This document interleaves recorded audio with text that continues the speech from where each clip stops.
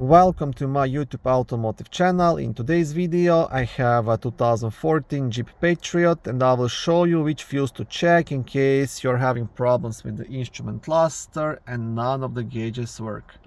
This video will apply to Jeep Patriots made from 2007 all the way up to 2017.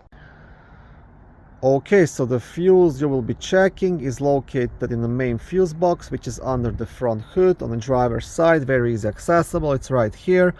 Now to remove the cover you will have two black tabs. You want to press them at the same time and leave the cover up. On the back side of the cover you will have a small fuse diagram. Instrument cluster fuse, it's a fuse number 14, which is a 10 amp red fuse located right here. Now if you are lucky, this fuse will be burnt out and just by replacing it that will fix your problem.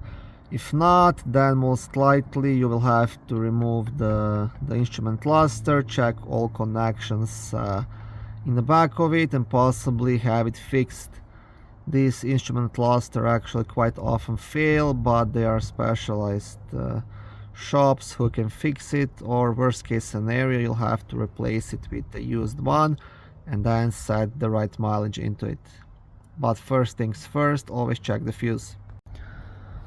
Thank you for watching this short video. I hope it was helpful and educational. If it was, please like it and consider subscribing to my YouTube automotive channel. On my channel there is lots of how-to videos, do-it-yourself videos, car reviews, product reviews and other similar automotive topics.